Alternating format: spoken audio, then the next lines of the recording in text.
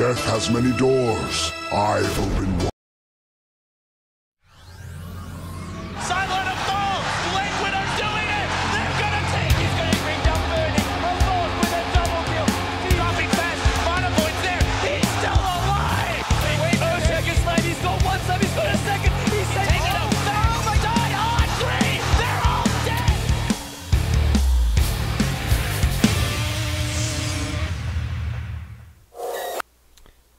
Welcome back. Already time now for game number 3 between LGD and HGT in the grand finals of the I-League LAN finals.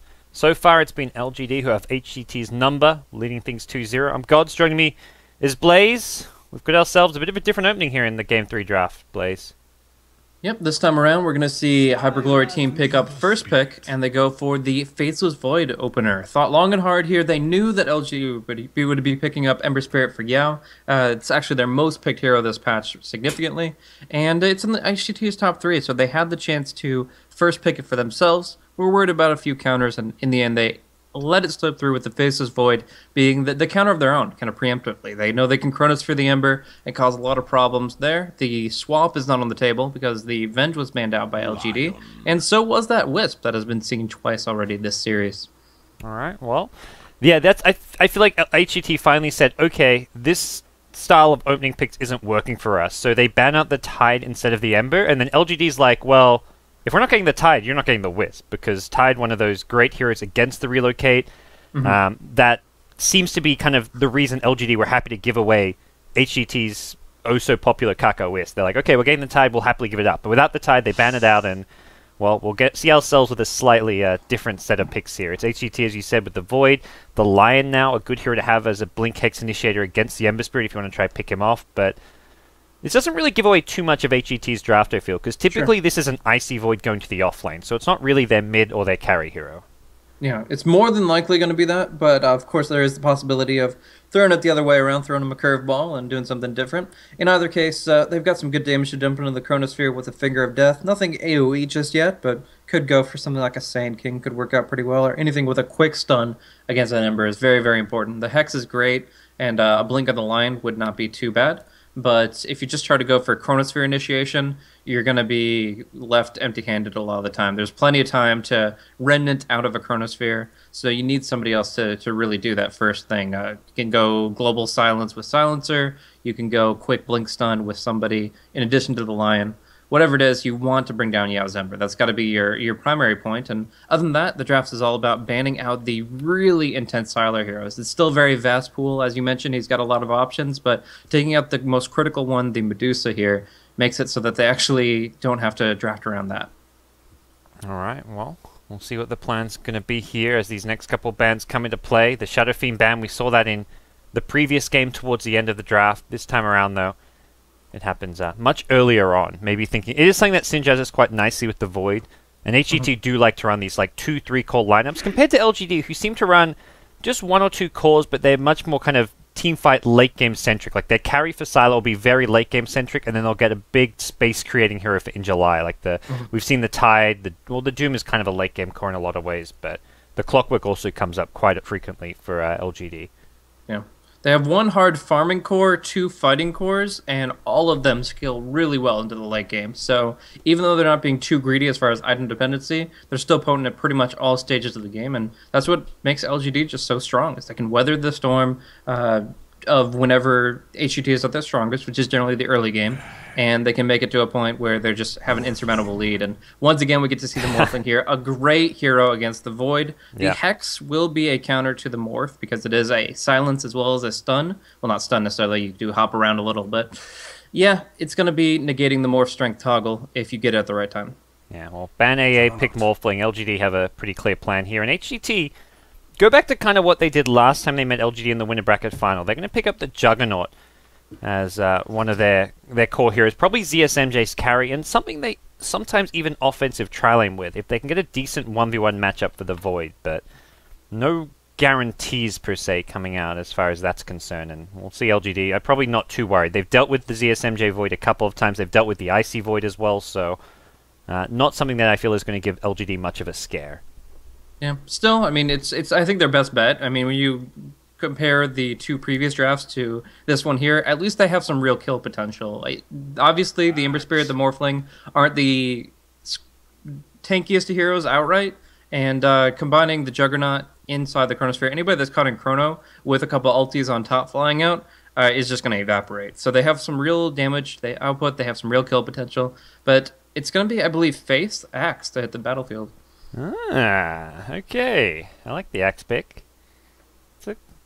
And if you feel like you're not going to get punished too much in the lanes, can run this in the jungle, but otherwise it may just be a kind of off-lane hero for in July. Possibly. I've seen it time and time again on Faith, though. In the group stages of iLeague, he ran it so frequently and was able to do a lot of work in the jungle and occasionally moving it out to the lane. No, one hero that Faith was running quite a bit a week ago also, which we haven't seen recently, is the Omni Knight. We haven't seen that Omni pick for LGD come out, and Kaka, this worked. This was the Game 3 pick that secured them the win against Vici Gaming. Chen comes out, and this is kind of fits in with the Juggernaut. You've got a lot of healing potential there, but this lineup can actually 5-man pretty well. Void, Lion, not really your go-to 5-man heroes, but Jug and Chen are so good. And with the new way Jug's itemized, going for like Phase, Mask of Madness, Yasha, you can actually tower siege pretty decently with a Juggernaut. Yeah, there's a lot of potential there to just go for the early push. You can get up to 4 creeps there, which will be really good for just chain disabling as well as pushing. The problem I do see with this is if the Ember Spirit gets the Battle Fury, Chen's creeps will be nearly useless. It's very difficult to perfectly micro them so that they're not all clumped together, and one blink taunt from the Axe to spin them down, one Sleight of Fist with Battle Fury from the Ember Spirit, and it's just food for LGD. So you have to be very careful about how you manage it, and they have to take advantage of the Holy Persuasion creeps very early on. Alright, well, last pick's coming out. Viper Band, just want to take out some of those mid heroes which can complement that 5-man. Last time there was the Shadow Fiend that went with this, which is a hero which, strangely enough, does complement this kind of draft quite well. It can actually fight and push quite early, has great wave clear, which this lineup severely lacked. They actually don't have anything to clear out creep waves quickly at all. So we'll see what HGT have in mind for the mid lane. No Viper available, no SF. Something like a Razor is there, which is okay. I'm not a big fan of the Razor pick this game, but I'm not sure what exactly else they maybe have in mind. They could go old school, like Dragon Knight type 5-man Dota. But yeah, I mean, that's definitely a possibility. I'm not sure if that's the route they want to go, but I definitely think that that's something that they could consider as far as just overall kind of having a cohesive part of their game plan where they're very focused and doing one thing at a certain period of time. It definitely would help with the tempo of the game overall. But looking over at Pretty House Chen, he's 2-1 with it right now. Only been playing it recently since it did get buffed back into the metagame to an extent. And I definitely think he has to really impress with those micro skills. If he just goes for like a farming build-up, can pick up, Mechanism, Arcanes, either a Blink or an Ags, could be natural progression after, if not the Vlads, but really, what are you going to be seeing from this hero beyond just the creeps? I mean, you can definitely use the Holy Persuasion on Juggernaut when he goes for offensive or gets ganked. He can go for like a Blade Fury with that, and it'll send him back home. There's no Purge on the field right now, so it's going to be a pretty reliable way of getting home. But end of the day, we're going to see the Ice Armor come out again from LGD, and it's just that physical damage that's not going to be doing as much as they want it to be. all right, LGD, it's a good hero to maybe stall the pushes too, and being able to ice armor towers now as well. And this is slows that's going to be very pesky for both Void and Juggernaut to deal with. I like this. Helps the Axe get a bit tankier. Morphling can fight a bit better earlier on. And last pick, Clinks. Wow. It's a spicy pick. Something a bit different. Air's going to be picking it up. I wonder if that's even going to be a mid lane Clinks as a result. It's matches up decently against Ember and Morphling, I feel. Is it not too prone to getting ganked. Has such good movement speed with the Skeleton Walk that could be a mid laner. Yeah, and it looks like Angela is going to be running the Axe to the offlane, as you were pointing out. That was a real possibility with their draft, and the Lich fits much better into the supportive role. So they're going to be coming up with Lich and Skywrath as their 4 and 5, and I guess we're going to see another dual lane coming out for the Morphling here. Clinks is still a hero that can farm against that decently. He's got a lot of attack range and a lot of bonus damage offensively with the Searing Arrows, so he will be able to get some good early CS. But I think that the Blink Axe timing, if it's a little bit early, is going to give Clinks a lot of trouble. Because although you could Hand of God to bring him above the Culling Blade threshold, there's still a ton of nuke damage coming out from the supports, from the Morphling's waveform, and he's going to be dropping very quickly. So one Blink taunt, and this quick-footed hero is going to be dying left and right. Yeah. All right, well, it's game 3. HGT deciding they have to pull something out of the hat here when they're down 2-0 in the grand finals. I don't blame them. They're going to be on the Radiant side.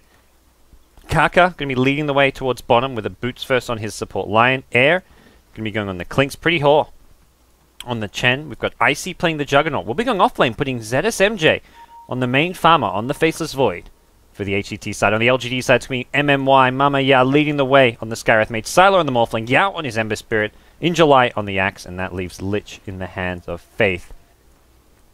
And so we'll see some early scouting happening down here near the bottom lane.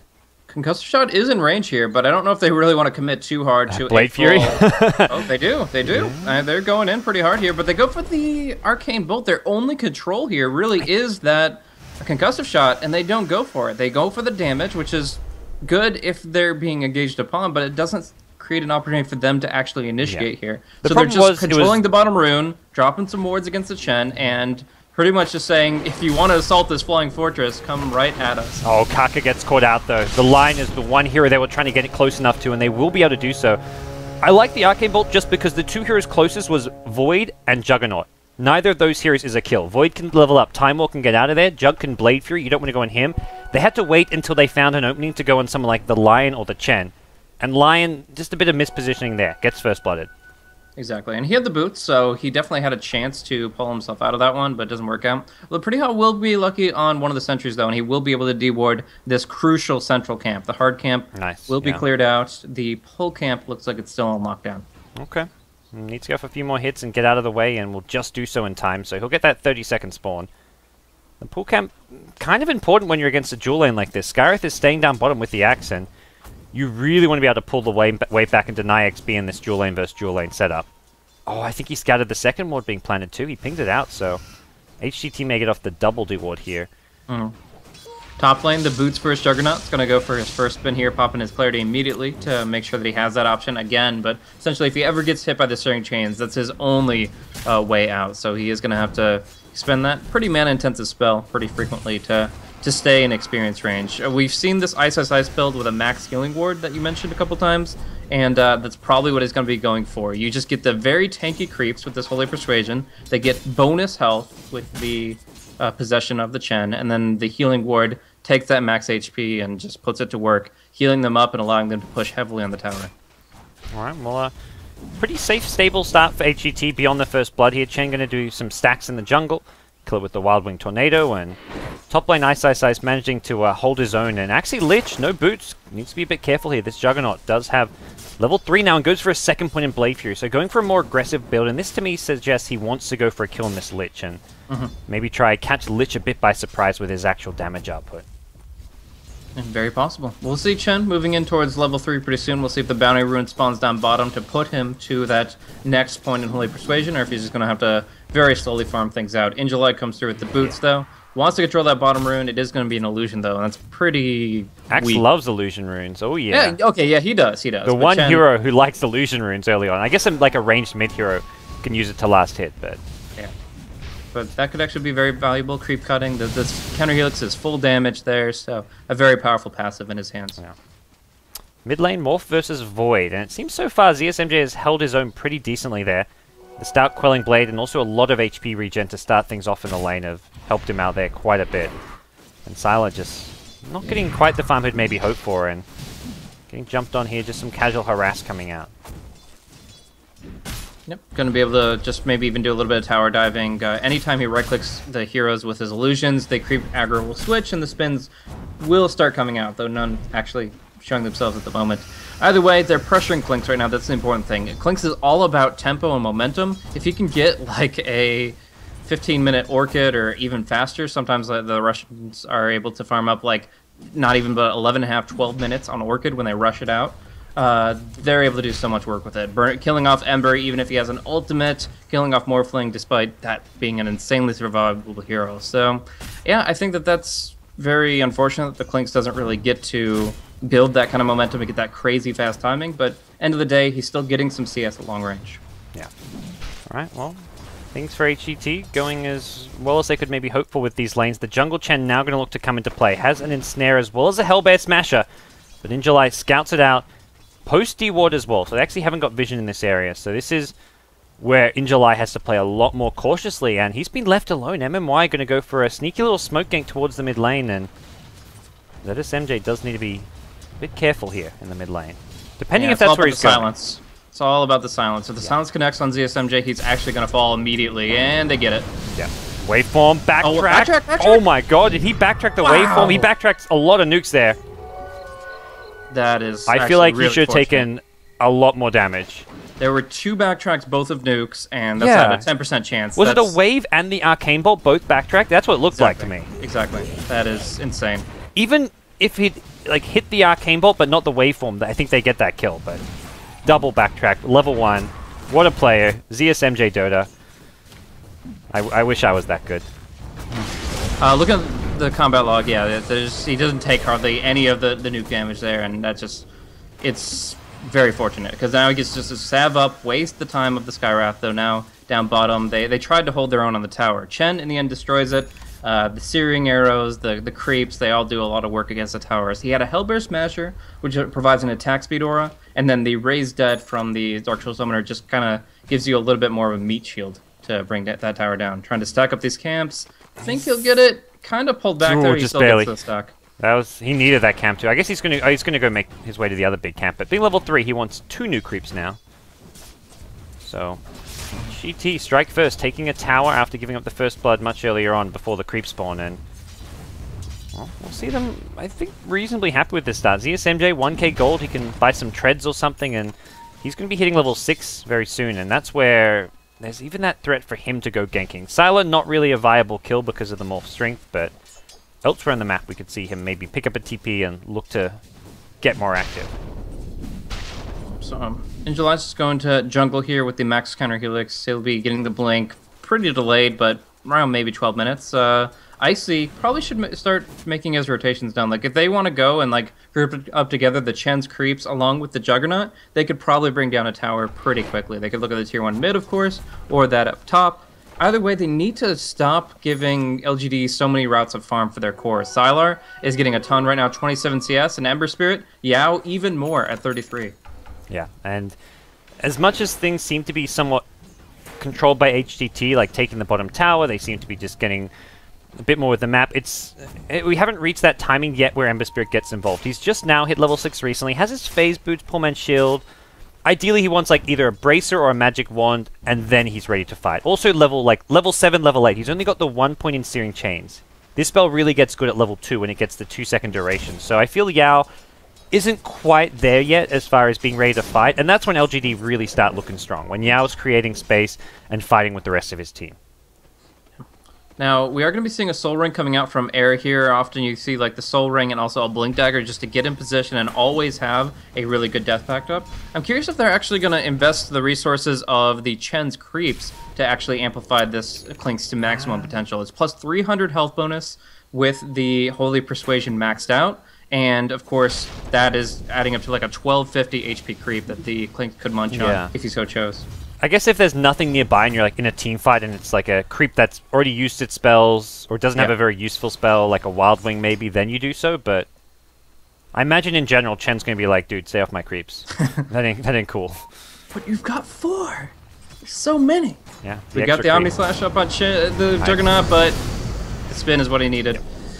Nice little gank there, and they're going to at least try pressure the tower, force some rotations top. I don't think they would expect to get the T1 tower, but you never know. Maybe no one rotates to defend, and we'll see a tower being taken. Mid lane, ZSMJ bullying Sylar, but he gets 2 consecutive bashes on the aggressive Morphling, and it's ZSMJ. This is a skillful Void player.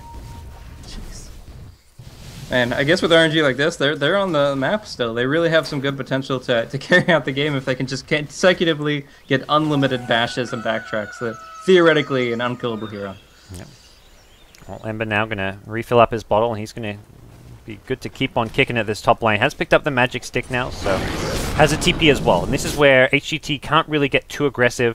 think about going for a kill on Silo and diving him under his tower or anything like that, because a TP in from Ember Spirit is, even if you get a kill, like getting out after getting a kill near a tower is damn near impossible against an Ember Spirit. All right. This is the big smoke. This has to do stuff. Essentially, they have a lot of great spells to work with. They have the Omni Slash. They've got a lot of creeps. They can turn a kill into a tower push. They want 2 kills and a tower, ideally, with the Chronosphere and all, but since Void is focused on farming, they're probably just going to have to pick one person off. Lich was on the high ground. Could have scouted out that smoke, but the smoke's going to be revealed naturally as they... Such a loss. It's just...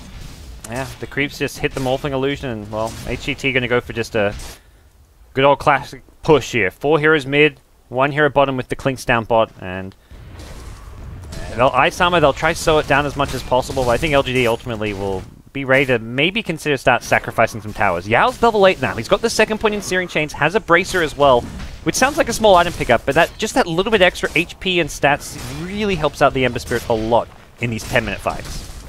Healing Ward, continuing to infuse the Centaurs with HP, so they can tank up a lot of damage here. The heroes also are taking the pot shots from the tower, so they will be able to bring it down, resetting the fortification, so that if Clinks tried to man up on the bottom tower, they would be able to nullify that and actually turn it around against him. But the Blink's just now coming out in July, needs to heal up, and it looks like he's going to make a quick turnaround with that Smoke of Deceit. It seems like a good decision for LGD not to try and fight that. It just they're not quite ready. Their 3 cores all farming well.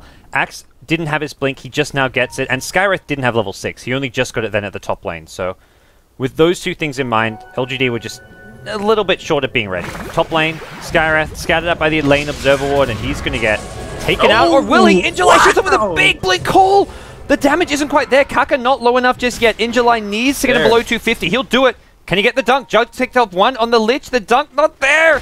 Get him! Dunk him! Cancel this! Siege creep! In comes the catapult. It's a Morphling Court. This is not a hero you can kill. He's Morphling Strength, even has mana for a waveform out. In July going to go back in, gets the call off. I see though, he's in the Blade Fury and, well, not exactly an easy pick-up by any means. Silo going to 1 back up, has another waveform. Can they catch up? You betcha they can. There's a concussive shot and a blink call in a couple of seconds. Here we go, in July, not going to commit to it. Too many Chen creeps and decides to go for those instead. The Chen Hand of God is going to actually save the creeps. Not a bad move considering that's a pretty valuable Chen army right now. And oh, here comes air from behind as well. This is potentially a big backstab. He sees everything going on with this Observer Ward, and we'll see what he can find. Maybe just the Courier? Or will it be something more? He's actually backed off. The Sentry Ward coming into play there, and LGD going to smoke up. Another Blink Call ready to go. This could go really well or really poorly. There is no Chronosphere Hand of God to worry about. It's a great opportunity. Where's the taunt? There we go. Catches out too. They got to deal with the Healing Ward. Nothing hitting it just yet. There we go. Morphling waveforms in, brings it down. Air goes invis. And no one dead on the Radiant side despite a Night Initiation. It's the Lich who goes down first without using Chain Frost. Yao takes heavy damage from the Searing Chains, and, well, Chen picks up another tower. It's a 1-for-1 trade. Lich for the Lion. No Chain Frost coming out, and that really hurt LGD, it feels. They needed that extra bit of damage from the Chain Frost.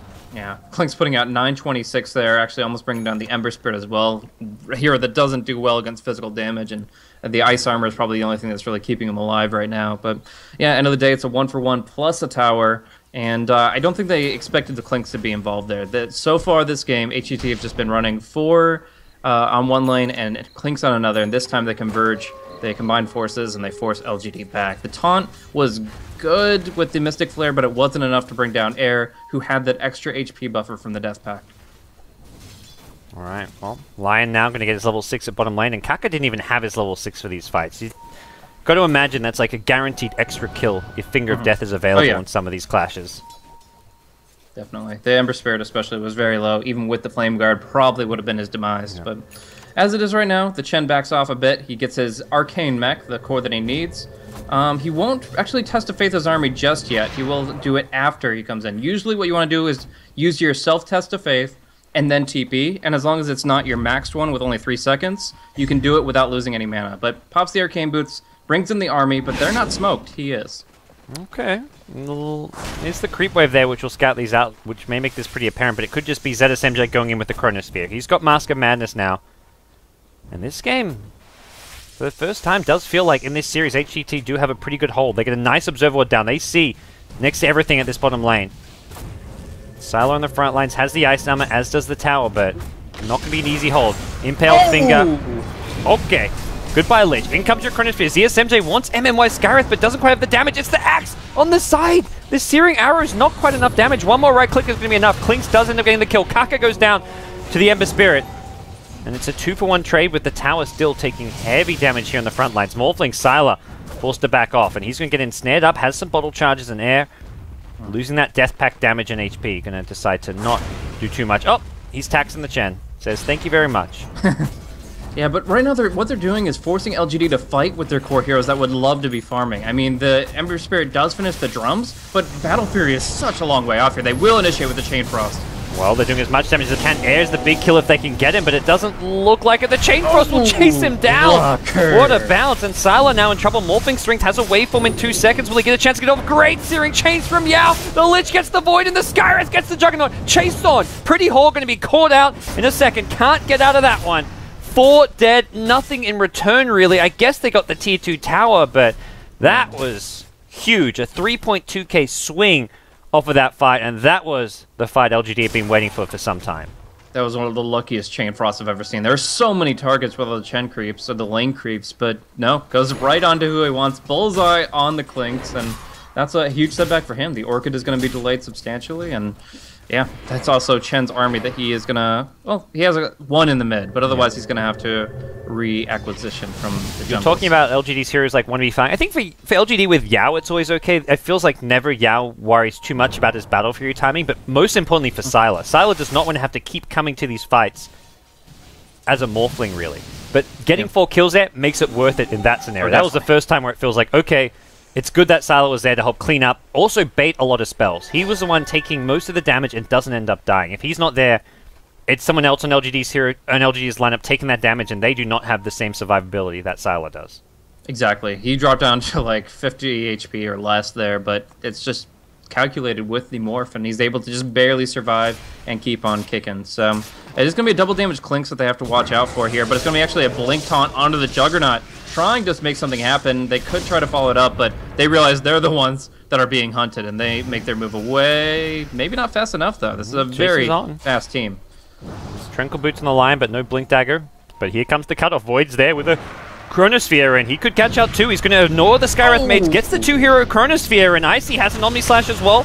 Kaka going to be kind of focused down with the Skyreth, but that ain't going to work. It's an Axe Lich takedown. 2 kills for the Clinks, and if his Orchid got slowed down by the last fight, it's going to be picked right back up, as they also de-ward the LGD lane ward at the bottom lane. Yeah.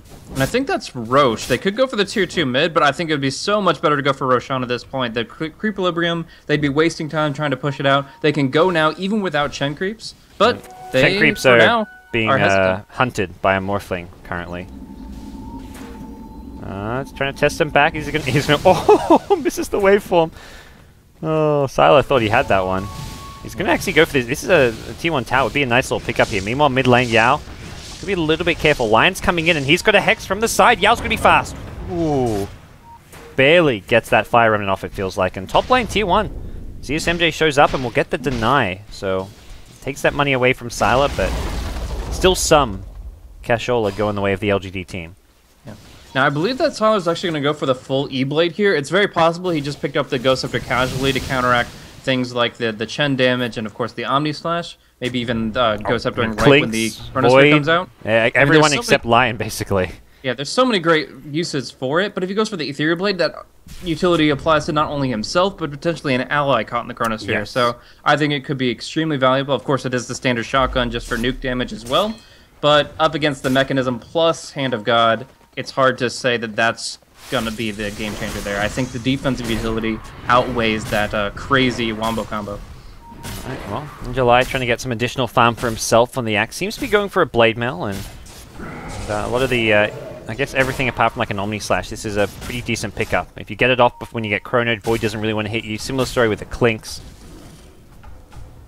And HGT have had a lot of good momentum going their way. They have only got about a 1,000 net worth lead to show for it, though, and experience is actually in LGD's favor, so they're the ones kind of controlling the tempo, putting on a bit more pressure, taking towers, but LGD have gotten decent trades, and considering LGD are this close with only one tower going their way, and that was a denied tower, that really goes to show how much LGD are out-farming HGT right now. Looks like it's going to be a casual chainmail for the Axe as he moves in towards an Ogre Club. A couple of items he, of course, could build up there. BKB's not bad, but it's also not, like, crazy good this game. There's still plenty of stuff that'll go right through that, and it's not going to give him maybe exactly what he's looking for. Either way, I think Halberd is probably the best, but no matter what he goes for, it's going to give him some much-needed durability. The two game-changing items for LGD have to be this mech that's almost up on Faith, and then, of course, the Battle Fury that will be up for Yao in about 1,000 gold. He's pretty close to it. That's considering... I guess he was the safe lane farm, and he's... I'd say considering how much he's been looking to fight and create space for his team. But not a single death to his name, and this is why HGT wanted to ban this hero's Game 1 and Game 2. They know it's Yao's best hero, his most played hero, and I mean LGD, they draft and play around it so well, but being down 2-0, something had to change, and we'll see. HGT now using their map control to get Roshan, get the Aegis for Clinks, and we'll see if they can convert this into more objectives. They need these tier 2s, but then they also need a way to go high ground, which is where things are going to get even more difficult. Yeah, I think the name of the game now for HGT is controlling the enemy jungle. If the Clinks gets in there and finds a kill on the Ember Spirit solo with his Orchid, they actually pretty much just destroyed LGD's chances of coming back. But if he's able to farm up this Battle Fairy and make his way to a Manta style, it's going to be very difficult for HGT to pin down anybody without a Chronosphere. We're going to see ZSMJ stalking in July here in the mid lane. They go in with the finger, with the Chrono, but he's not taking that much physical damage. It will be enough, however, with the follow-through of the Lion and the reinforcements. Just, they aren't there. They're spreading the map to try to get back into the game, but it cost them the Axe. It will cost them also this tier 2 tower. Yeah, Axe hoping to get off the blink before that Chronosphere hits, but not able to do so. Sylar doing the right thing, it feels like, which is just going for the split push top. He's going to find himself a haste rune as well, but he's going to make his way back, it looks like. Push is coming, and with Axe dead for 15 seconds, it does mean HGT can at least get themselves in a good position and know that Axe can't catch them too much by surprise. But Ember Spirit... Oh, no Battle Fury yet. He's actually short 600. Yeah. This really hurts. If he had that here, that would be a big pickup to have. Just phasing back the creeps. They were kind of invading a little bit. Just showing them who's boss, but now they are back on the front line here. They continue to mana drain down these Morphling replicates. That's the second one in a row I've seen almost instantly mana drained. Doesn't take but a 1/10 of a second for Lion to take care of that, and it just takes out a huge utility from that hero. He's still going to be able to find the E-Blade here, 3,300 gold. He will finish that one off, but I'm curious if there's going to be a defusal pickup pretty soon for either the Juggernaut or the Clinks. Yeah. Seems like I think Clinks is going to be more inclined to go for items like the Blink Dagger and then some actual pure right-click damage, but I could see it being a good item for Jug, or even the Void as well, I think. Nothing wrong with getting the defusal there after his BKB, I guess, but that's if the E-Blade causes them problems. Yeah. Which it not necessarily will. I mean, obviously, it doesn't apply the ethereal effect to both the Morphling and to his target anymore, just whoever he puts it upon, so that is a limiting factor there. But you also get the extra value of dispelling the Ice Armor from whoever Lich puts it on. You get the defusal usage on them. You purge off both the E-Blade effect and the Ice Armor. They're going to be taking a lot of physical damage, and that's going to essentially guarantee at least 1 or 2 kills in the fight. Well, last T2 tower standing, and HGT seemed pretty intent on claiming it, with LGD showing no signs of resistance, not wanting to fight into the Aegis that the Clinks has in hand. They are just going for the trade at bottom lane. This tier 1 tower, nowhere near buy-in. Problem is for HGT is it would be a slow kind of process to TP in everyone. So this should be a tier 1, but you've got to defend now. HGT going to at least look to force TPs out with 2 minutes left in this Aegis. They'd love to get something done as far as some kind of a high ground siege. The Battle Fury is here. They have to now hex the Ember Spirit when he's going for a Sleight of Fist, or there's a very good chance that he'll just repel everything that they're pushing for. The Healing Ward, however, does not get hit by Sleight, and as a result, going in for the taunt here. Very aggressive. Chronosphere catches 3, though. The defensive E-Blade will save MMO's life. The Impale is there, but he gets mech'd up as well. Now the Finger comes into play. They still get the kill. The E-Blade and all used and not really done to much success. Sylar now on the front lines. Chainfrost still bouncing, trying to decide who to go for, and it's going to be the Clinks of Air with Aegis, but they can look to kill him twice. He's got no BKB, he's got no Blink, he's got no way to really to escape. Searing Chains is ready to go, and the call is there. Air is going to be locked in place, brought down. In the end, a good fight for LGD, even if they had to use, I think, 1 buyback. Yeah, the Axe had to buy back there, and well worth it in the end, it feels like. A good hold. Yeah, he got gunned down pretty quick there, but goes in, holds the line, and they get some gold back the other way. The It was like negative 300 for the first fight recap, but adding in the positive 800 overall, they're feeling a lot better about that one. And it's a killing spree against the Clinks. So and then looking at like from a strategic point of view, they take only 400 damage to the tier 3 and the Aegis, which doesn't really have a direct money value on that recap. So for LGD, they buy themselves a lot of time and space. Yeah, much needed resources and assets for LGD at this point in time. The Chen is going to be finishing up in just 1,000 gold here, his Aghanim Scepter. At that point, we can see things like that ancient granite golem aura helping out with the push, as well, of course, the dragons, the thunder lizards. They put out quite a bit of damage, so their actives aren't as good at controlling. I think the biggest aspect of the Ags, though, is the 30-second cooldown of Hand of God. If you have the mana to support that, 2 Hands of God in a push or a fight just completely breaks the game wide open. Every time I've seen Ancients, I've been underwhelmed by it. Yeah. I've only ever seen it be like, man, those Ancients are actually doing work, when the Chen team was so far ahead that he could have gone Dagon 5 and won the game with that. Sure enough. I've never seen like a game like this, which is kind of neck and neck. The Axe come out and then it turned the game. Not to say it's a bad item. I still think it's a good item. Like you mentioned, the double Hand of God is good. If you can get a Granite Golem, the aura is pretty nice. But it's not a game changer by any means. Yeah.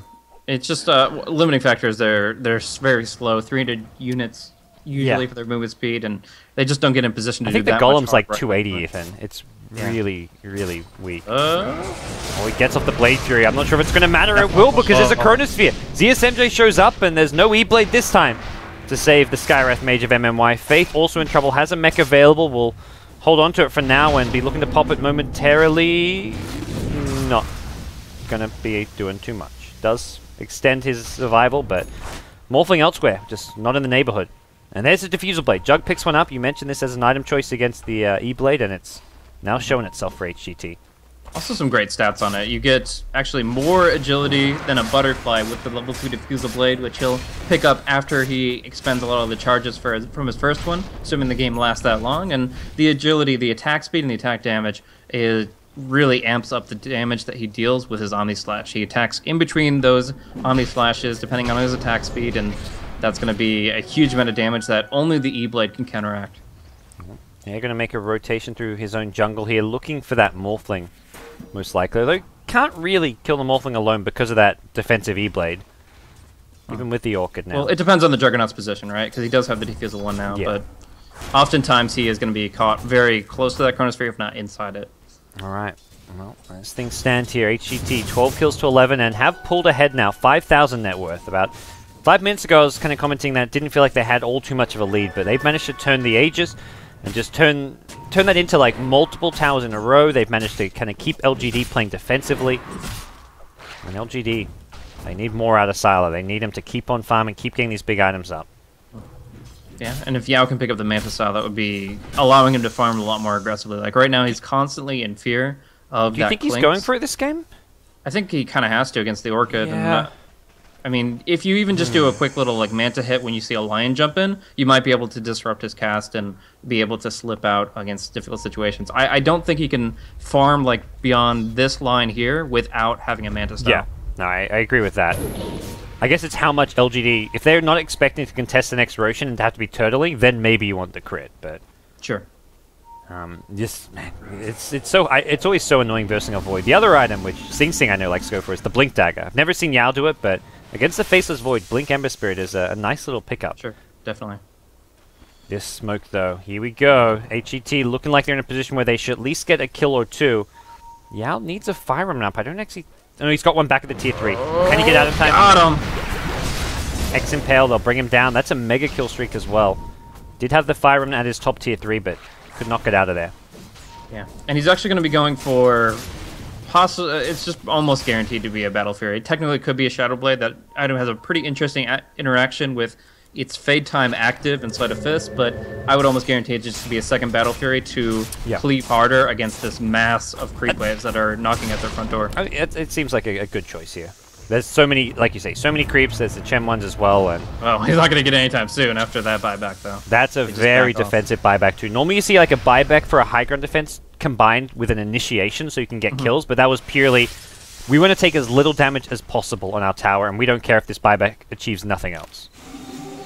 Yeah, unfortunately, that's just how it goes when the Smoke Ink succeeds to that degree. It doesn't just cost him the, 450 gold, unreliable gold for the kill itself. It also cost him 860 on top of that for the buyback, and then he doesn't get to farm for about 30 seconds. Kaka hiding around with an Invis Rune, feeling pretty good right now. There is only Sentry Wards on the Lich, and they do have a Geometry Sight on the Clinks.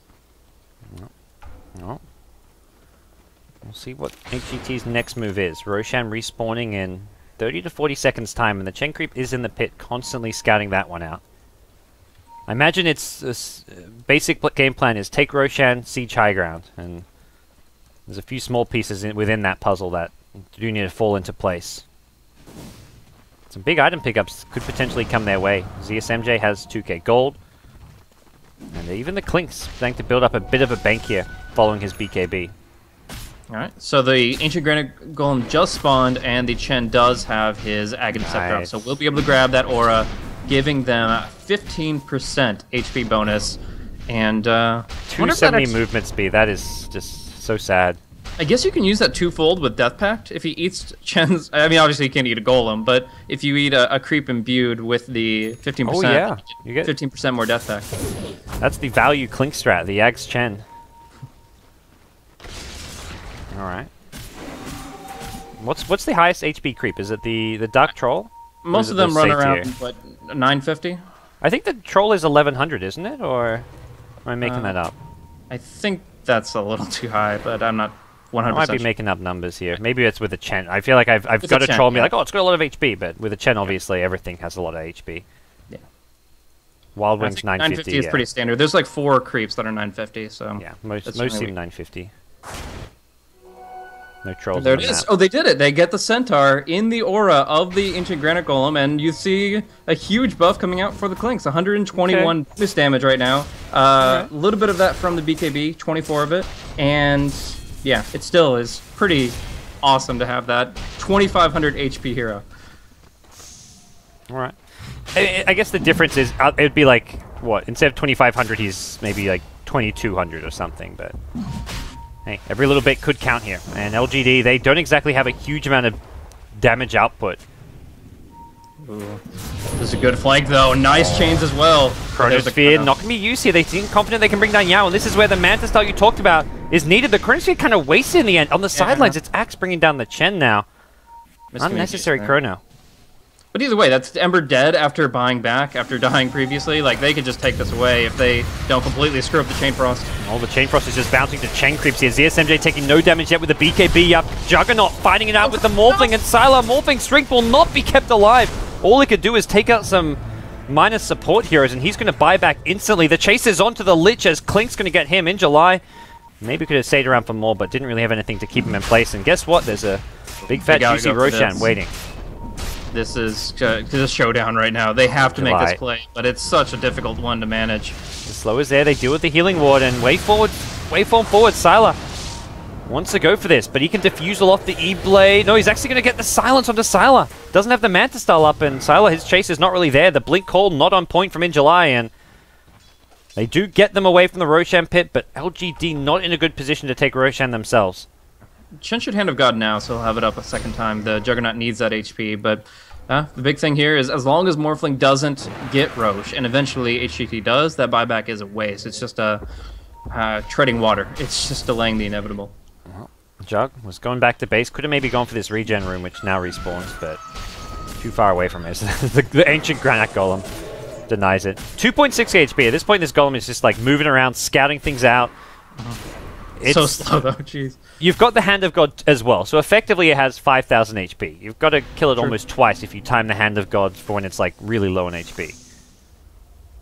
Unless Axe dunks it, but... Has he gone for a sec? He's picked up the Ancient Thunderhide, which is another kind of meh. You get the Frenzy. It's increased attack speed. That Frenzy's so... is it good? I mean, you have 100% uptime, but... It gives it more single-target DPS to dragons, but at the same time, it's just a... This Ancient has the highest DPS. The problem is, it's, again, 270 movement speed. These Ancients get... You just walk away from them, and they can't keep up. He's pushing the creep wave up top with it. I like this move. This is alright. You gotta use that Frenzy, man. Walk up and slam. Yeah, you got like Welcome pretty to much all the jam. mana you would need with that thing. but Micro those last both- hits. You got he's a probably last hit, focused Chen. elsewhere. No. Giving him shit, but there's a lot going on right now for Pretty Whore, who's Look at how he's supporting air. Like, he's got the death pack for the big Centaur Conqueror eat. He's got the Wolf Commander right behind him. He's just handing air all this right-click damage. yeah. I guess that's the plan. Just keep giving air free creeps in battle. This Centaur's just following around. The Centaur Stomp is okay. ZSMJ so close to death. It's just gonna be the Lion. Oh, 2-hero and chrono goes though. in.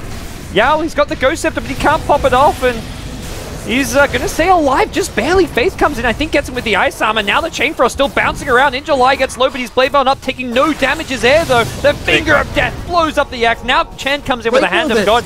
Air trying to man-fight Sylar. Gonna get Manta Style out of the Diffusal, but no mana for a waveform. Sylar in a lot of trouble. Yao needs to hit some big Searing Chains off. It's gonna come out onto ZSMJ, but he's still alive. Omni Slash now gets transferred over to the Lich, as Yao manages to get out of there for now. Searing Chains onto Pretty Whore, and LGD just looking to back off. They don't want anything to do with this fight now, and a DD Rune should spell Roshan for HGT, who don't have ultimates though, so they're going to be quick about this one if they want to go for it, but it's looking pretty safe to me. Yeah. At first I thought there was a Blade Mail on the Finger of Death, but it was actually a 526 damage adaptive strike from the Ancient Seal amplification. That was a very powerful nuke against Lion. Twice over he goes down to that Morphling.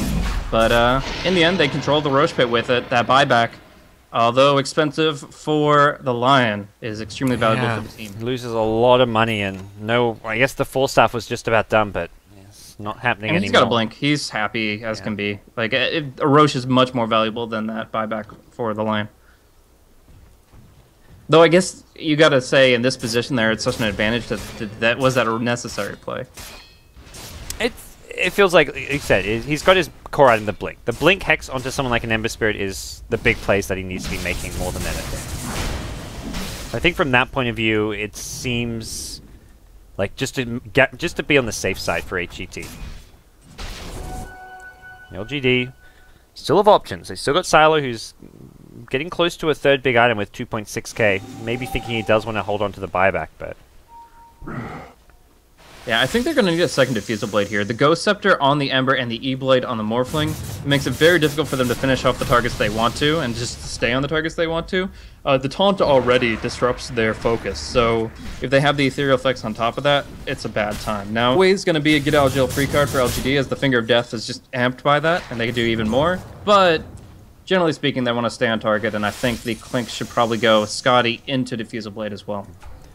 This Lion pick to me has been the key pick for HGT. Constantly taking out replicates, and the Blink Hex to pick off Ember Spirit and Axe multiple times this game has been crucial for HGT in finding pickoffs. Even if his score doesn't reflect having the best game here. 6, 8, and 8. He's been almost half of their deaths, but he's also set up all of the big kills this game.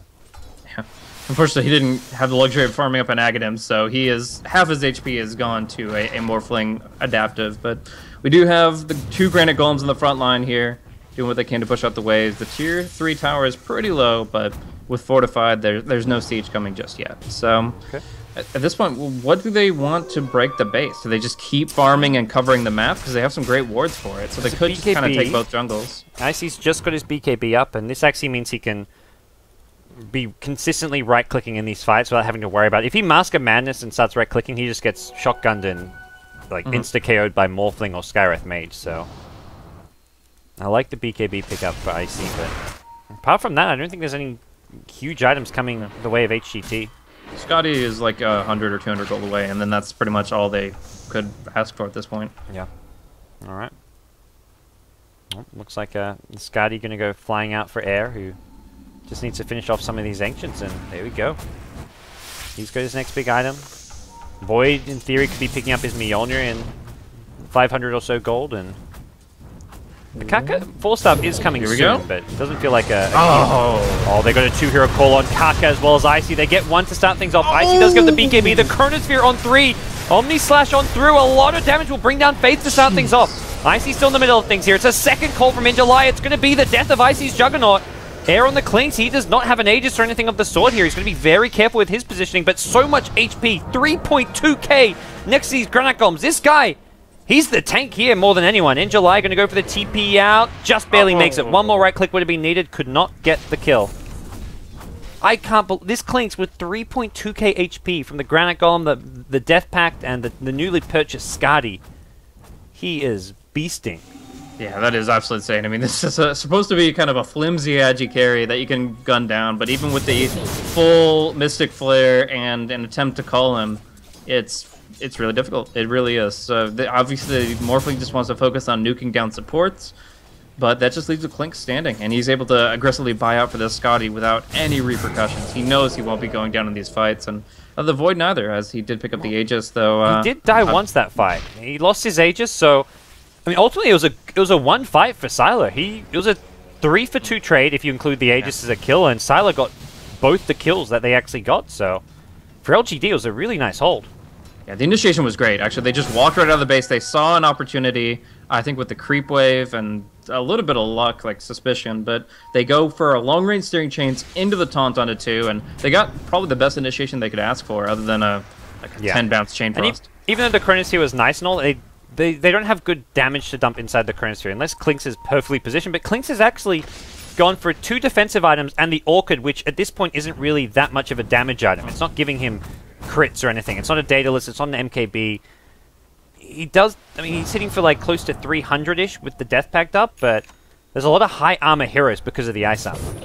Yeah, and that's going back to the Diffusal Blade. It's like the Orchid is to solo kill the Ember Spirit, but he doesn't have that potential because of the Ghost Scepter that was picked up on him. So, end of the day, he's just farming, and he's farming slower than he could.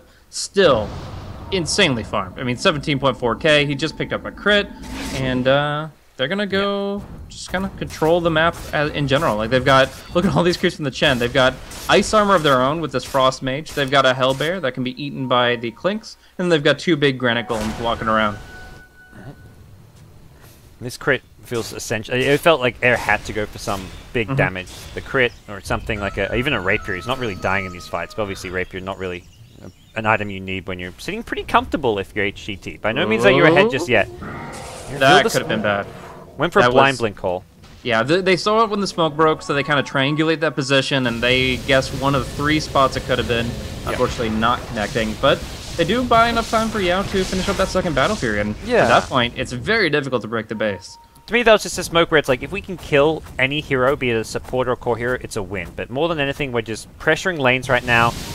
We're not really in danger that we have to defend anywhere, so let's just go for a smoke and see what happens. Not getting anything. I still feel like LGD are getting Sylar up pretty big for the late game. Ember Spirit's second Battle Fury now there as well, which we've mentioned, and Max is a BKB, so he's going to be able to stay alive a bit longer in these fights as well, although the Searing Arrows and the Clinks in general can still look to try and just tear through that high base armor axe. Yeah. So I'm not exactly sure how they actually close out this game without just finding a pick on the Ember Spirit. If they do that, great. He has no buyback right now. He is still a glass cannon, even with the Ghost Scepter. If they get a Chronosphere on him or a Hex Initiation on him, he's a dead man walking. But if they don't find that opportunity, it's going to be so difficult because they rely on these Chen creeps to be involved in order to make that siege happen. They Hand of God full the creeps that nearly got taken down by Sylar. They bring them to the mid lane, and they go for the smoke play. I feel like the one thing to help them win the game is always going to be the late game Refresher Void. We're going to see Ninja Light caught out. Kaka blinks into his death, though, perhaps. He does get the defensive Yules off. ZSMJ now Chronosphere just on MMY. And Lion's going to be fine. Didn't the Yules pick up? A nice little choice of item. I thought it was going for the Force Staff, but the Yules ends up being a nice little option for him as they get 2 kills. And with Axe on the sidelines, no buyback and also no BKB. That was the 10-second BKB being used. This could be the high ground you were talking about, which could... There is Ember Spirit alive, but I feel like a support and an Axe kill is almost as good as the Ember kill. And if they had high ground vision, they could find a huge Hex opening on him, but they don't have it just yet. Now the creeps break through. They just march up there. They're like, okay, let's see what we can get done. And they burn down the Replicant again with that Mana Drain. Well, insta like Mana Drain plus Hex on the 2 Manta Illusions. And they're just going to bring down the tower from the low ground. Ice Armor slows him down a little bit, but he's got 3.4k HP. That Healing Ward is so good against that Battle Fury counter push.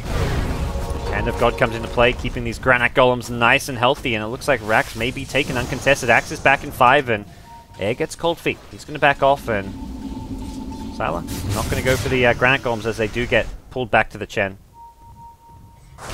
He's got plenty of mana just with a casual Voidstone and his Arcane Boots to keep spamming out his cooldowns, and Yeah, it's going to be an Abyssal build-up next for the Juggernaut, which is another great lockdown tool. Maybe a Hex for the Chen, but sooner rather than later, it's going to be that Juggernaut Abyssal, which could be huge.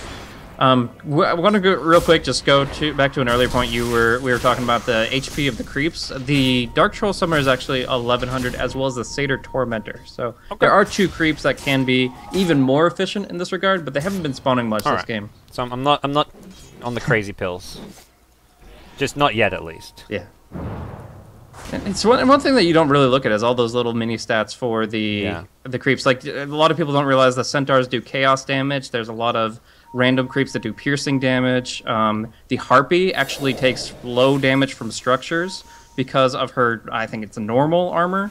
It's weird, but there's a bunch of caveats and a bunch of little ideas. We're going to see Pretty Hog go for another recall. He is a bit of an arbiter here as he's dropping down these. Baits them onto his neutrals. They waste a bunch of damage on the golems, and then he heals them. He pulls them back to him, and they're going back mid with 2.6k HP again. He'll leave one mid and bring the other back to him because it looks like HGT want to go Roche. Here comes LGD. Now with the double battle fury on the high ground here. The Granite Golem will scout out most of this though, and the Roshan is dropping and dropping fast. Chronosphere going to catch up just Sylar. Can they bring him down inside the Chronosphere? You betcha! Dead for 100 seconds. Nope, he's dead for no more. He's going to buy back into the game in July with the Blade Mail on. Will go down in the end. And this Juggernaut still chasing, still has an Omni Slash. Unfortunately, Yao not the best target. He can always fire him out. That's Pretty Whore on the back foot. Doesn't have mana for another Hand of God, but may look to pop those Arcane Boots and try to get up to that 300 mana in 10 seconds time. Roshan not claimed by HGT, and if you're going to buy back your Morphling here, I feel like you've got to try and get it if you're LGD, but more than anything, LGD just in a really bad position. I mean, they were, but now in this position, the Chen has to go all the way back to base to get mana for Hand of God, and that means that I don't think HGT are as confident. Still, the Omni Slash is here, and they're just waiting for a good opportunity for it.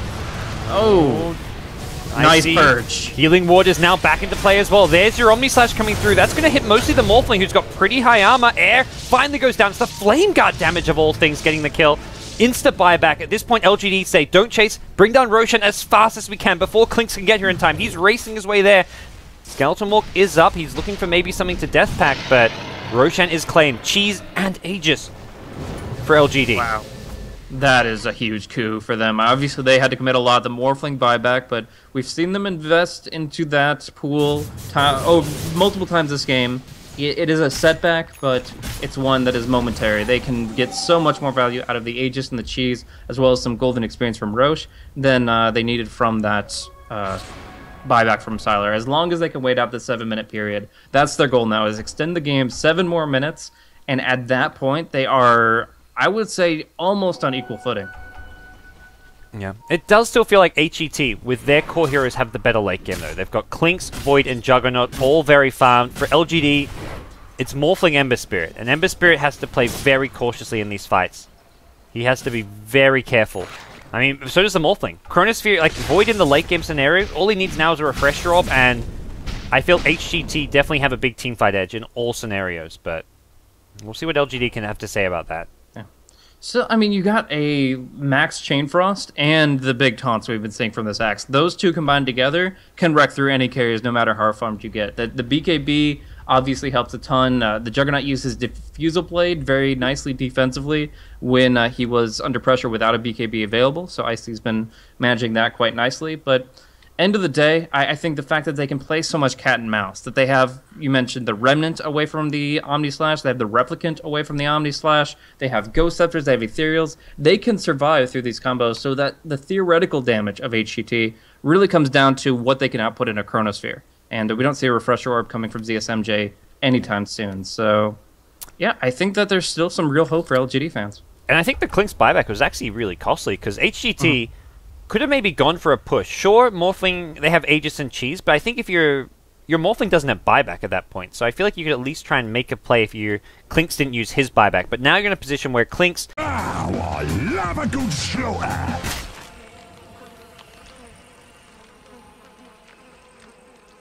Alrighty guys, looks like most of the players have reconnected, so we may be underway soon. Blaze, you still with me? Oh. That I am, good sir. Alright, I need a module on my channel. There we go. And game is being resumed. Let me mute some music. Alright, we're back. Let me get rid of this pesky little text. All right. What's going on? Oh, no. Maybe Faceless going on. Void, please unlock the time. Yeah, we're This is stuck bad. in a never-ending chronosphere that just keeps on refreshing. This is what the fuck mode. So, yeah. Not sure if... I think maybe it was HGT who aren't ready. ZSMJ says... all I know is WC means like washroom or like toilet. So Yeah. someone's taking a piss. They may not be ready to go. And hopefully soon. We've got 10 players in the game. That's a start. That has not been the case for about 30 minutes. So that's progress. Mm-hmm. Wow, this golden experience graph is so skewed at this point. What's happening in the golden... Oh, is this the... Oh, gosh. Whoa. What happened to XP? How did the XP change while we're paused? Someone's hacking. Getting some free XP. That's going LGD's way. That free, I don't know, 100 XP? Was Wild HGT's way, and then they went back LGD slightly. It's probably just averaging out, like the way it averages out over time. But I don't know if that makes sense, if you get what I mean. I don't know. It's like halfway between the two lines, but there's no like graphical way of showing it. Maybe Perhaps. I don't know. Math/stats thing. Je ne sais pas. So we don't have Dota. I thought we had Dota. Yao teased me, like he's done so many times before, and we end up where we left off, paused once more. It is true. So I can't even begin to think what's going through the players' minds at this point as far as games progression. You think it's pretty well in the bag for HGT here, and they clearly have an advantage. I think it's like 80% in their advantage to me, but it's definitely not one. Put a Daedalus on this Ember Spirit, things can happen. I feel like the big thing for HGT is if they want to fall back and farm, they can do so. I feel like ZSMJ with a refresher is just that's the game winner right here. That's a huge high impact item, and I look at LGD, I'm like, what do they have to match that? The Daedalus Ember Spirit, it doesn't really come close to me, but sure. I definitely agree. I think Chronosphere is just the most important thing here. I mean, maybe VOTs could be prioritized, but that's about it. And immediately, like, they're just setting people back. They're TPing back, they're test-of-faithing back, and they're trying to make the most of the time, trying to reset everything here. They don't think they're going to get this top lane push, so they're just kind of trying to reset across the map and move towards whatever items they've been discussing. Alright, so we pause, we unpause, we pause again. We had about 10 seconds of play, which is, I guess, more than we've seen in the last 30 minutes, so I'll take it, but... Yeah. Void misclicked, I guess, on that last chrono. I want a lot more. So, WC. I mean, yeah, Okay. still bathroom break. That's no bueno. Alright, well, hopefully get things on the way. Sila did get the tower last hit. What a player. Making plays happen, and... Well, we're going to see that gold... Actually, no, we don't see the gold change just yet. Or a very tiny little dip. Maybe we'll become a bigger little dip. The little dipper will become the big dipper. But... I don't know if we know what we're saying anymore, but... You know, I don't either. It's something... There's stars somewhere. There's definitely not stars in LA. They don't exist. I've not seen the constellations in some time. But, that's the one thing, when I go back to Australia, I always look forward to. I get to go out in the country and actually see, like, a sky full of stars. Yeah. I always make a point to at least do, like, one road trip out to the middle of nowhere. To bumfuck nowhere in Victoria or somewhere, and just chill. Disconnect myself from the internet. Oh my gosh, last time I did a road trip along the coast, I think I didn't have a phone at the time, because my American phone doesn't work there, and... I didn't take my laptop, I didn't take my iPad, I didn't take anything. So I was completely disconnected from internet for 48 hours, and it was really weird and difficult. I kept wanting to check Skype, check my email. The first 24 hours was a struggle, and after I got through that, it felt nice. It felt really relaxing. But that first 24 hours, I was like so fidgety, like, I haven't checked Skype. What if someone's messaged me? I haven't checked my email. What if LD needs something? Like, what's going on?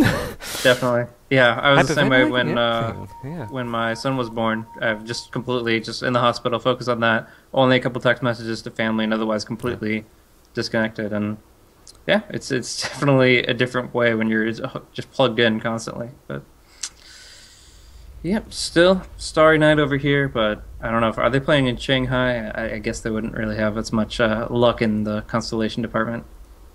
I guess if you go far enough out, you probably see some. But yeah, Shanghai itself. That China pollution. Imba TV saying go. Whoa, the admin stepping in. It's serious business now. But it looks like HGT, maybe not ready. Mashigan. I think he's eating some mashed potatoes, he's saying. That's what that translates to me. Zai, I didn't know Zai was playing in China. They flew him over, but he needs a bathroom break before he's ready to stand in. Zai is flown into China, needs a bathroom break, and wants some mashed potatoes. That's what that just said. Excellent. So he's got to finish his mashed potatoes, and then we'll be ready to go. We're actually just spouting nonsense at the moment. Don't really have a choice. Oh my gosh. The game is hard. But Dota 2. Yep. So at this point of the game, Chen's current creep count. He had a Wolf Commander. Now he has just a Wolf Commander. And Satyrs not his. The Satyrs a good one to steal for the Clinks, though. That 1100 HP, 1100. now 1400. Not too shabby. And those Granite Golems you're talking about, they're doing their little slow sweeps thing. Warrior Snipe, maybe? They're creep skipping. Oh, Korea? Yeah, I mean, honestly, like, you always Can they two-shot it? Pullback. No, Oh! they would need 3 right clicks. They were never going to get 3. Korea outruns them. I'm sorry, Korea, you suck. The cool thing, though, is he can always have to face them back, so they're, like, they have a free TP. They can creeps cut like this and take on the wave.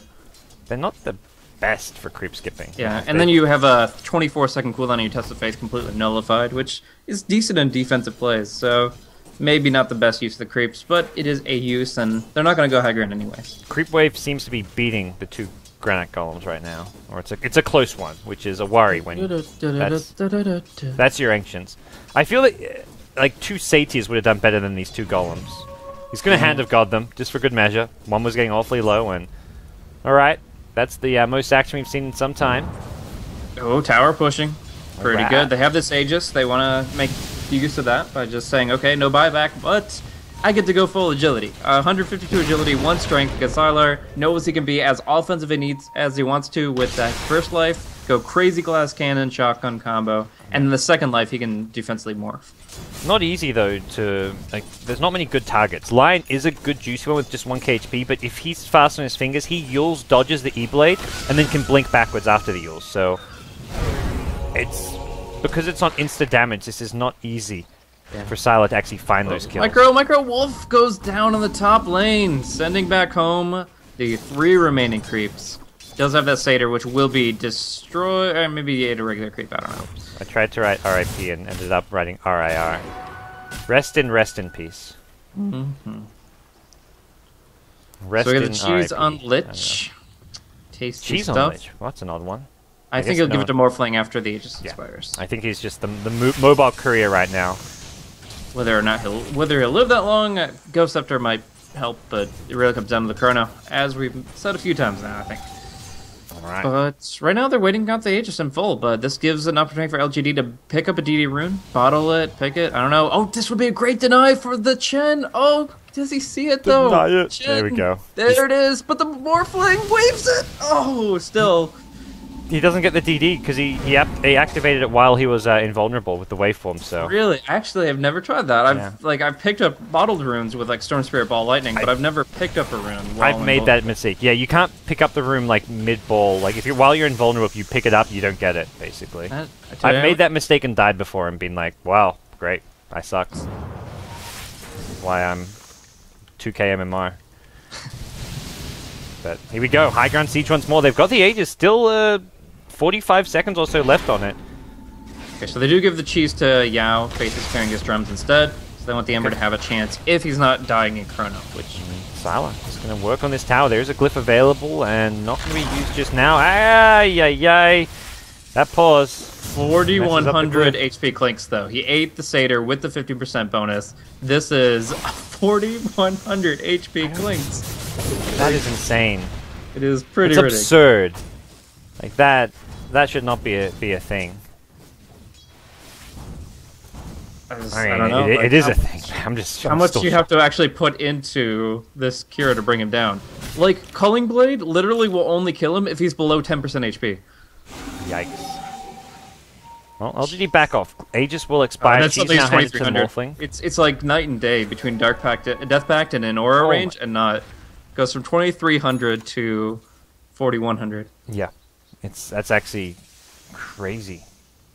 He's going to find himself a Centaur and pick up what he can off of this. Just the one neutral creep gives him... Regular neutral creep gives him about 1k HP. At this point, the Clinks, though, he's not doing that much damage. It's basically to someone like a Morphling who has 40 armor right now. And that's where I feel this Clinks really needs this Daedalus and possibly like the MKB on top of it to deal with the Butterfly, which has now been purchased for Sylar. They've got just the MKB on the Void. None on the Jug, none on the Clinks, and that's a slight concern, I feel. Your Clinks really needs this MKB ASAP right now. Certainly does. Can't let everything get evaded, but yeah, maybe they just bring down the Ember Spirit, the cleave factor, and then they say, okay, well, you only have one carry, we have three, so we have that advantage. Goodbye, but right now it's going to be Faith. No chance to get out of that one. Is not carrying anything valuable anymore, though. He transferred the drones back over to the Yao after he gave the cheese to Morphling after the Aegis expired. A very low impact smoke, though. That was a smoke. If that's just like a pick off you get for nothing, that's great, but the fact they smoked for that one at this point in the game, I don't imagine many smokes left. Yeah, they're on 0. So, no smokes on any of these heroes. That was their last smoke for the next 6 minutes, so... I'd say ultimately that's a win for LGD. They're not going to take any damage while Lich is dead. Not like they wanted to push anyways. They don't have Aegis, they just have the cheese, and that's going to last them some time. They want to play somewhat defensive for the time being. And LGD, they're up 2-0, still in this game with a shot. Game 3 is just edging back more and more in their favor as time goes on. Yeah, I definitely believe they have the potential to pull this one through. You can start looking towards big items on the Ember. That Daedalus is going to be coming right now. Didn't opt for the Manta, just the casual Ghost Scepter has been enough to keep him alive. The Clink's not opting for Diffusal, wants to get his own Daedalus, and then probably BOTs. Yeah. So it's the cheap option, and considering there's not... It's just the Lion magic burst damage to worry about, it seems like a decent one. When you're against like a Skywrath and stuff like that, then there's magic damage where it's like, okay... I don't really want to Ghost Scepter when I'm silenced because I'll die, but he should be okay if it's just the Lion. So I think that LGD need to look into some kind of extra coverage for this Ember Spirit. He doesn't have a BKB, he doesn't have anything defensive other than this Ghost Scepter, and what that means is, unless the allies pick up a Liquid Sphere to use on him, unless they get a Diffusal Blade to purge him, this Chen's Hex could be very problematic. Now, one good thing is that Chen is very immobile. He doesn't have a Blink Dagger, just the 355 movement speed to walk into Ember's range. But if the smoke comes off cooldown, and he goes in and gets the Hex, I mean, Yao has absolutely nothing that he can do to break out of that, and then on top of that, there's the Hex from the Lion. So there's 7.5 seconds. Your most important hero is completely disabled. Neither team with any smokes. Both of them are about 5 minutes away from the next smoke. They kind of time up nicely together, so we could see both teams going for that smoke simultaneously, but Roshan's respawning more importantly, and that's going to be a smokeless Roshan fight. As Kaka gets some vision down here at the bottom lane, and we'll see if there's any D-wards coming out here. A lot of Sentry wards on MMY Skywrath Mage, and this time it's HGT pushing things out. They'll use the Hand of God, most likely just to heal up some of these Chen creeps, and be a bit of damage. Yeah, going to force out the send back for Test of Fate. Yep. So, yeah, at this point in time, it's just going to be casual, decide who takes what part of the map, and wait for Roche to respawn. Is going to be up in 1 minute and 20 seconds, which is a rather long spawn, but both sides scouting it out, one with a Fire Remnant, the other was the Centaur, that did get seen by the Observer Ward control, which is possessed by LGD. And the problem is now, someone has to constantly be going kind of to this top lane to defend. I think this is where Sylar wants to pick up some boots of travel so he can apply that kind of split push pressure threat.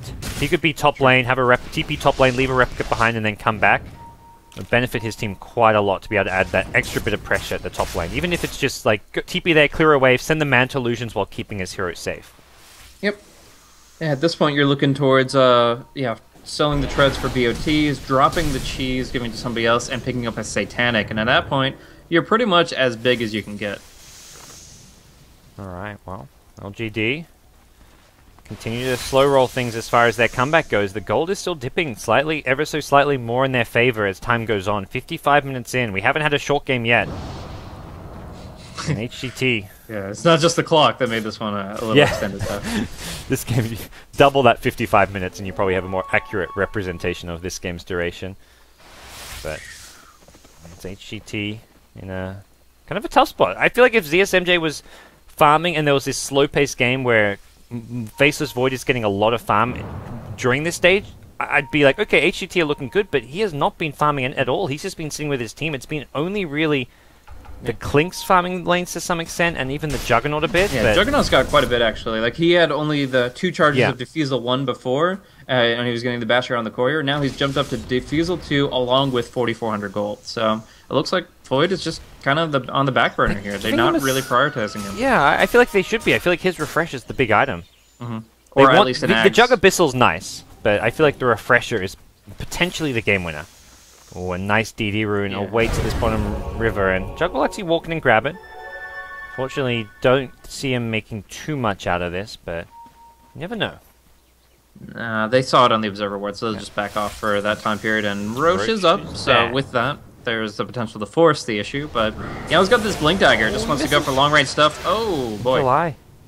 The Yule Scepter was there, so Morphling may be thinking he'd get off with a shotgun, but not going to happen. Yeah. And Morphling for the BKB, up to 10 seconds now.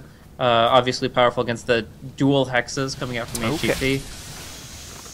Doesn't have the boots of travel yet, but doesn't really have the money to have boots of travel and buyback. Yeah, exactly. And the bigger thing he has to worry about now is Chronosphere. He can still morph in it, unless he's hexed as well, but he can still die while morphing, though. There's a lot of burst damage from the Clinks to the Void if he gets chronoed. Can't fall back on the evasion against the MKB. If Clinks gets an MKB, I feel, especially then, he can't really rely on the morph strength to stay alive.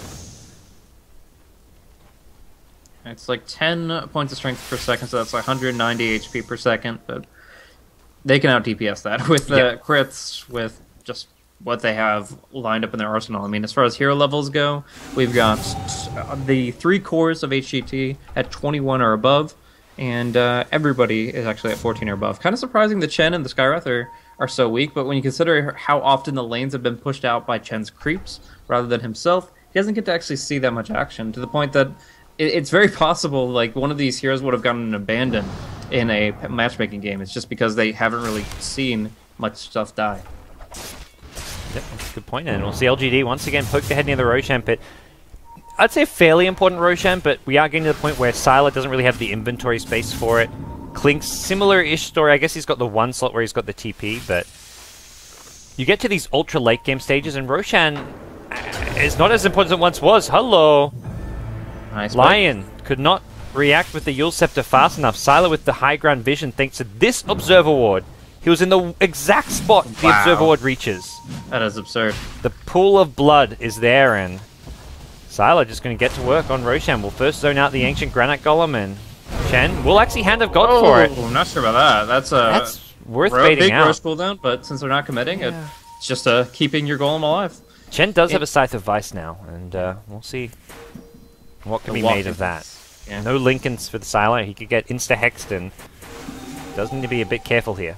They've got to axe Replicate, but ultimately I feel like you should be sending the Replicate to these side lanes to push out, because it's going to get hexed, mana drained, and it's very easy to deal with. This Granite Golem looks somewhat dead here. Test of Faith pulls it back, and this is cat and mouse. This is you poke in, you poke back, and you kind of see what your opponents are up to. Morphling maybe looks to make another go in the pit, but it's a smoke. HGT, this has been the smoke both teams have been waiting for. HGT get theirs, and at the same time, LGD also get one. The Axe Replicant in the pit is scouting things out, so HGT, they'd have to Hex or Mana Drain, and then they kind of reveal that they're in there. Oh! He didn't Mana Drain long enough! I mean, they know it's an illusion. They have to. There we go. yeah. The smoke didn't reveal, but it was more, the first Mana Drain didn't succeed, because he cancelled it so fast in that first 0.1 seconds. But here's the wraparound. In July sees one this Ancient. Could be huge. Icy gonna BKB and Blink Pass. They Blink Pass one another, kind of. That was an awkward fight here. In July Has Yao forced on up, the has back end. cheese, goes to the high ground, and here we go. Void goes in, brings down Yao. He's going to immediately buy back and look to take another shot at this fight. ZSMJ taking huge damage. Sylar blows him up. The Mask of Madness making him so squishy. Icy, the next to fall on the Jug and Air. He can't match up. In July dunks him. 4 dead. Kaka going to be 5. Oh no. LGD will get Roshan and probably a whole lot more off of this one. Buyback status is pretty good. Void, Jug, Chen. Clink says no buyback though. The first 3 heroes do, but what a disastrous fight for HGT. Sylar's Morph just getting too goddamn farmed. Yeah, absolutely insane. He waveform dodges the Chronosphere right when it's going down on to the Ember Spirit, so he's able to just buy time during that fight, plow through his opposition. The Juggernaut didn't even get the Omni Slash off, as the second taunt was actually able to connect from the Axe. He's going to come back and defend now, which is kind of problematic, but he's going to buy Boots of Travel off of this, so it's just going to have to push things out a little bit. And actually has a Replicate, so he doesn't even need the Boots of Travel. Top lane in trouble. They've got 45 seconds with no Lion, 50 seconds on the Clinks, and Void doesn't really want to buy back when he's 20 seconds away from respawning. Not to mention, he can't defend on his own. Doesn't have Chronosphere regardless, so I think he's just going to hold his buyback and give up probably 2 lanes of racks here. I don't think HGT can defend top or middle lane right now. It's very difficult to lose these many racks at this stage in the game. As far as like Maelstrom clear, Faceless Void does have one of those, but there's no Battle Fear or anything on the Juggernaut, so it really is the Void that's going to have to deal with all these big creeps, and they're going for the Jugular here. They're going for the tier 3. They didn't even finish the range racks top, though, which is not exactly a concern. At this point, the melee racks are the big ones. If you can get all 3 of them, you're in fantastic shape, and that's exactly what they've done. Chronosphere now online. They catch out Sylar and in July. He's trying to bring down the Morphling. He's going to start Morphling Strength. The damage just isn't really there. He gets hexed up following this, but Sylar's still alive, and that is problematic. ZSMJ now going to get focused down. He's dead for a long time, used his money to buy an item for that fight, and as a result, it looks like HGT, their run in the I-League LAN Finals may be coming to an end here. The high ground has been breached, and Juggernaut going to be forced to buy back 2 hero call from in July. Air is going to get culling bladed. It's GG. Congratulations, LGD. Are your I-League Season 2 champions after a 3-0 defeat of HGT. Their late game play from LGD is just too fine-tuned. Really, they were able to delay the game, spread it out to that 55-minute duration where we kind of sat at for quite some time, and at that point they had plenty of time to get their heads in the game. They were like, okay, well, we've delayed it this long, we have Sylar at this level of farm, and all we just need to do is execute our fights appropriately, and they take advantage of the fact that HGT were afraid of Morphling's Aegis. They were afraid of Sylar with that second life, so they go ahead and they push out every outer tier tower. This allows them so that when they actually take the fight in the Radiant Jungle, they're able to just finish everything off, push in quickly, and close out the game here. Very nicely done by LGD. Could have definitely gone either way, could have gone to game 4, but here it is, LGD 3-0, winning out I-League. They just made, like you say, they made so much out of that Aegis. After that pause, they came out, took constant out of towers, and then when we had that Roshan fight eventually, not having those tier 2s makes a difference, because HGT bought back a few heroes, and you can't TP back. They had no Boots of Travel. They could TP, but there was no tier 2s, so they had to make a long walk to get back to that Roshan fight, which caused them a lot of problems. So it's 3-0 LGD victory, and, well, that's another tournament for them. They won G League not long ago, and here they are taking down the I-League Championship as well. So this LGD team looked like a top contender for the upcoming Dota 2 Asia Championship. Absolutely. It was marvelous to watch them perform here. I really love their strategy. I think it fits really well with 6.83, the way they can really rely on Sylar to take them to the late game and just buy time through usage of their abilities. I mean, the Axe played very well in terms of initiation. The Ember, giving it to Yao is already a bit of a gambit, but he played really well this game, and despite not having any items along the lines of BKB or Lincoln's, was able to pull through, just make sure he was in the right position, and a Ghost Scepter alone, which he ended up selling, was enough. All right, well that does it, guys. We're going to wrap things up here for the English stream for I-League. We'll keep the Chinese stream up for a bit longer, but big thanks to Blaze for joining me. You can follow him on Twitter at BlazeCasting. Any last words, Blaze? Not at all. Thanks for joining. I can't even think at this point. No, it is words fail. It is 7:30 in the morning. I have had an hour of nap. It is time to go to bed. Thank you so much for having me. It's been a pleasure. No worries. Well, you can't flim-flam the Zim-Zam. That does it. I'm BTS Gods on Twitter if you want to follow me. be sure to click the little follow button in the stream, although this is my personal stream, but you may as well. Be sure to follow Beyond the Summit, but there may be some more Dota 2 action coming out. We've got DAC Asia action going down, so check out the Beyond the Summit streams. LD and Kodogai are casting Europe. There's Asia action being cast by Zyclops as well as Lysandra on BTS2, BTS3. But for now, that does it for iLeague Season 2. We'll see you guys next season.